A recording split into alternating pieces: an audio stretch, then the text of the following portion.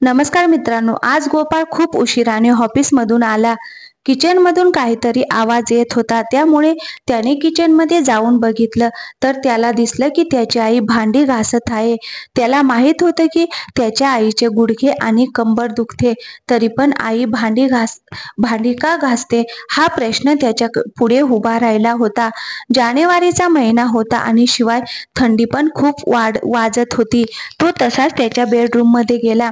त्याने त्याची बॅग त्याने खाली ठेवली आणि नंतर तो बाथरूम मध्ये गेला. गिझर ऑन केला आणि त्याने हातपाय तोंड धुतले.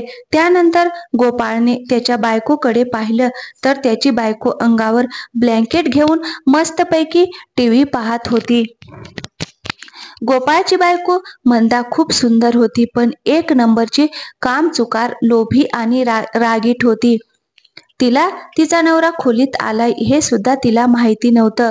एवढी त्या टीव्ही मध्ये दंग झाली होती. गोपाळ टीव्ही पुढे जाऊन उभा राहिला तेव्हा मंदा पटकन उठली. त्याला म्हणाली की अहो, तुम्ही कधी आलात? आज तर तुम्ही येण्यासाठी खूप उशीर केला. गोपाळने फक्त तिच्याकडे पाहिलं आणि तो कपडे बदलू लागला आणि पाठीमागून प्रेमाने येऊन मंदाने गोपाळला मिठी मारली. मंदा त्याला लाडात येऊन म्हणाली की तुम्हाला माहित आहे का, मी किती वेळापासून तुमची वाट पाहत आहे. गोपाळ तिला म्हणाला की तू का माझी वाट पाहत होती? मंदा लाजत म्हणाली की अहो, तुम्हाला कळत नाही का मी काय बोलत आहे? गोपाळ म्हणाला की ठीक आहे, मला कळालं, पण बाहेर खूप थंडी आहे. मला आता चहा पिऊ वाटतं. माझ्यासाठी चहा बनव. अहो, ही कामवाली 15 दिवसांची सुट्टी घेऊन तिच्या गावाकडे गेली आहे, कारण तिच्या नातेवाईकांमध्ये कोणीतरी एक्सपायर झालं आहे. हे बघा, माझ्याकडून तर हे काम होणार नाही. या कामासाठी तुम्हाला काहीतरी करावं लागेल. त्यानंतर गोपाळ मंदाला म्हणाला की मंदा, आई कुठे आहे? मंदा म्हणाली की मला नाही माहीत. त्या माझ्यासोबत जास्त बोलतच नाहीत आणि शिवाय माझ्याकडे त्यांचं फालतू बोलणं ऐकण्यासाठी टाइम सुद्धा नसतो. गोपाळ विचार करू लागला की ही तर सून आहे, त्यामुळे आईचं बोलणं तिला फालतूच वाटणार आहे. पण मी मुलगा असून सुद्धा तिचं बोलणं ऐकून घेत नाही. मी चांगला मुलगा होऊ शकलो नाही. बाबाला जाऊन 15 वर्षे झाले आहेत.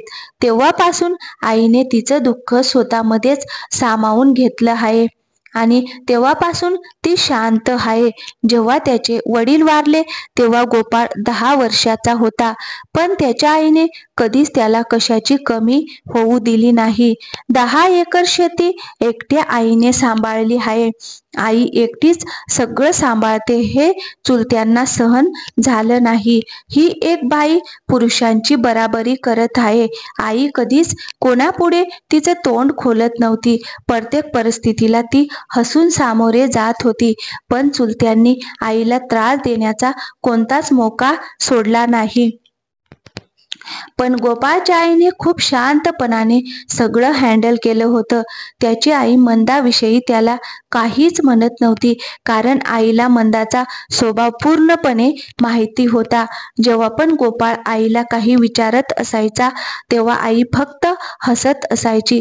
पण आज तो त्याच्या पायावर उभा आहे, तरी पण तो आईसाठी काहीही करू शकत नव्हता. त्याला माहित होतं की मंदा खूप भांडण करते. तिच्यासोबत भांडण करणं म्हणजे गोपाळला वाटत होतं की दगडावर डोकं आदळल्यासारखं आहे. जेव्हा गोपाळ किचनमध्ये आला तेव्हा त्याने पाहिले की आईने भांडी घासून त्याच्यासाठी चहा सुद्धा ठेवला होता. एवढेच नाही तर गोपाळसाठी त्याच्या आईने त्याला पिण्यासाठी गरम पाणी सुद्धा करून ठेवलं होतं. गोपाळ आईला काहीही न बोलता शांतपणे पाणी पिऊ लागला. आज गोपाळने आईला तू कशी आहे, बरी आहे ना, याबद्दल काहीच विचारलं नाही. तो किचनमध्ये उभा राहूनच मंदाला मोठ्याने आवाज देऊ लागला. मंदा, ए मंदा, लवकर बाहेर ये. मंदा पण पटकन बाहेर येऊन उभी राहिली. ही म्हातारी पूर्ण सोसायटीमध्ये मला बदनाम करण्याच्या मागे लागली आहे. गोपाळ एकदम मोठ्या आवाजात म्हणाला. मंदा आश्चर्याने गोपाळकडे पाहू लागली. मंदा म्हणाली की काय झालं आहे? गोपाळचं बोलणं ऐकून तर त्याच्या आईच्या पायाखालची जमीनच सरकली होती. त्याच्या आईचे हातपाय थरथर कापू लागले. तो म्हणाला की अगं मंदा, आता येताना मला एक बाहेर काकू भेटली.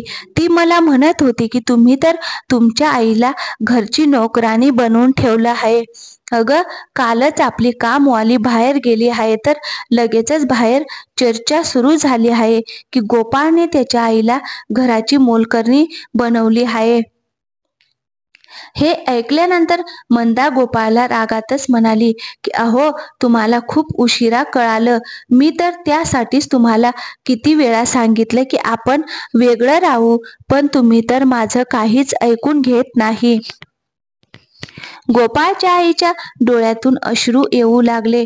त्याची आई काहीच बोलली नाही. डोळ्यात अश्रू घेऊन जड पावलांनी त्या त्यांच्या खोलीत गेल्या. त्यानंतर गोपाळ मंदाला म्हणाला की हे बघ मंदा, आज जेवण तू बनव. या बाईकडून कोणतंच काम करून घेऊ नको. मंदा पण तिच्या मनात नसताना तिने वाकडा तिकडा स्वयंपाक बनवला. त्यानंतर मंदा तिचं आणि गोपाळचं जेवण घेऊन खोलीमध्ये गेली. त्यानंतर गोपाळ गंभीर स्वरामध्ये म्हणाला की आईला जेवण नेऊन दिलं का? मंदा त्याला म्हणाली की मी जेवण बनवून ठेवलं आहे, त्या त्यांच्या हाताने घेऊन खातील. तुम्ही आईची एवढी काळजी करू नका. आता फक्त आपण आईपासून कसं वेगळं राहायचं याचा विचार करू. गोपाळ मंदाला म्हणाले की मंदा, तुझं डोकं खराब आहे का? अगं, हे घर, जमीन, प्रॉपर्टी सगळं आईच्या नावावर आहे. जर तू वेगळं राहण्याचा विचार केला तर हे सगळं आपल्या हाताचं निघून जाईल. पण मंदा त्याला म्हणाली की अहो, तुमची आई तुमच्यावर खूप प्रेम करते. तुमची आई असं कधीच करू शकणार नाही.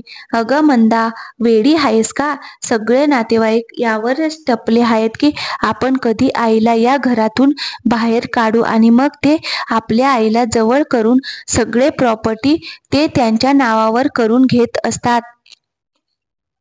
त्यामुळे मंदा, मी काय सांगतो ते ऐक. आपल्या फायद्यासाठी आईसोबत चांगलं वागण्याचा प्रयत्न कर.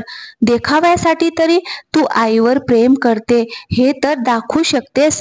आईला बाहेर काही जाऊन सांगण्याचा कोणताच मौका सोडू नकोस. तू बघ, एक ना एक दिवस तुझा हा देखावा आपल्याला खूप उपयोगी पडत असतो.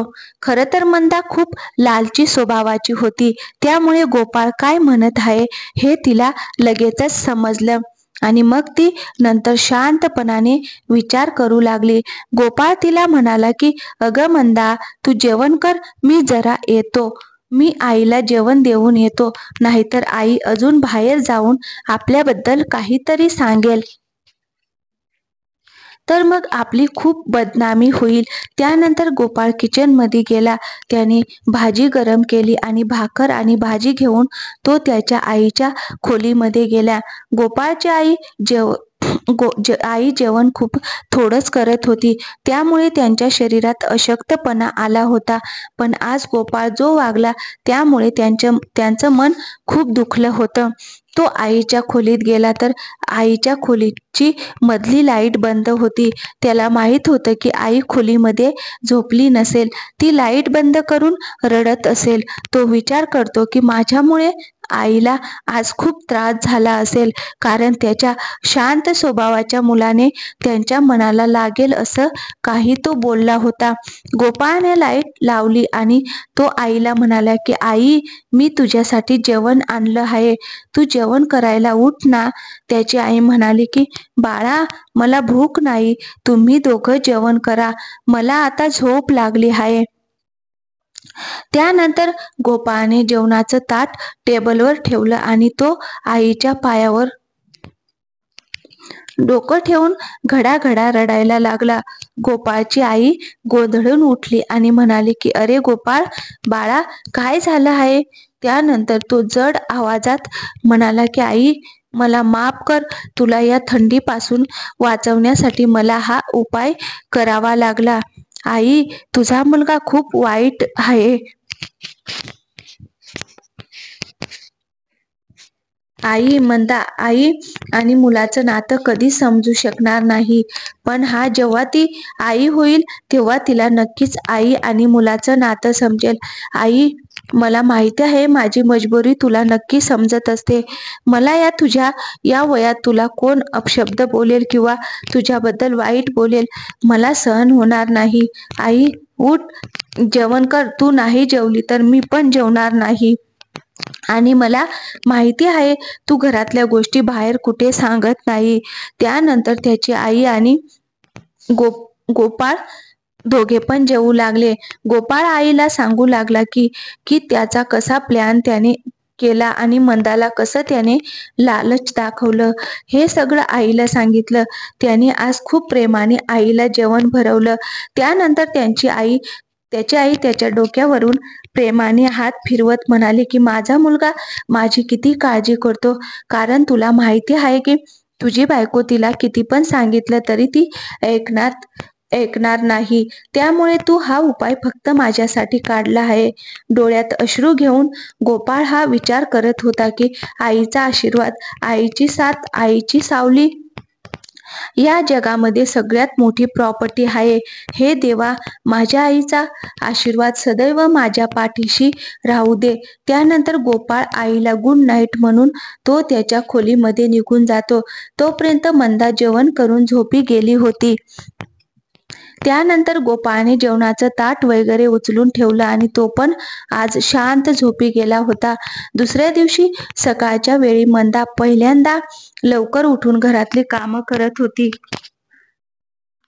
गोपाळची आई काम करण्यासाठी किचन मध्ये येत होती, पण मंदा त्यांना प्रेमाने सांगत होती की आई, आजपासून तुम्ही फक्त बसायचं, मी सगळं काम करणार. आणि आता तुमचं वय झालं आहे, या वयामध्ये तुम्ही कामं नाही केली पाहिजे. तुम्ही तर फक्त आता सुनेच्या हातचं आयतं खायला पाहिजे. आज पहिल्यांदा मंदाच्या तोंडून हे शब्द ऐकून गोपाळच्या आईला खूप आनंद झाला. एक वेळेस तिला वाटलं की हे स्वप्नच आहे, परंतु लालचमुळे का होईना पण मंदा आपली सेवा करते हे पाहून त्यांना छान वाटलं. सकाळच्या वेळी जेव्हा गोपाळ उठला तेव्हा त्यानं पाहिलं की मंदा काम करत होती. तो आज खूप खुश होऊन गोपाळ ऑफिसमध्ये गेला आणि जेव्हा तो ऑफिसवरून घरी आला तर त्याने पाहिलं की आई मस्तपैकी बेडवर झोपून टीव्ही पाहत होती आणि मंदा किचनमध्ये काम करत होती. आणि तो मनातल्या मनात विचार करतो की माझा प्लॅन सक्सेस झाला. त्यानंतर तो आईपाशी गेला आणि आईसोबत गप्पा मारू लागला आणि इकडे मंदाला वाटू लागले की गोपाळ त्याच्या फायद्यासाठीच आईसोबत एवढ्या गप्पा मारत आहे. तिच्या मनात दुसरं काहीच आलं नाही की हे खरोखरच आई आणि मुलाचे प्रेम आहे, त्यामुळे ते गप्पा मारत आहेत. आणि खऱ्या अर्थाने गोपाळची आई पण आता समाधानी झाली होती. तर मित्रांनो, कशी वाटली ते मला कमेंट करून नक्की सांगा. कथा आवडली असेल तर लाईक करा, शेअर करा आणि हो, चॅनलवरती नवीन असाल तर प्लीज चॅनलला सबस्क्राईब करायला विसरू नका. थँक्यू. धन्यवाद मित्रांनो.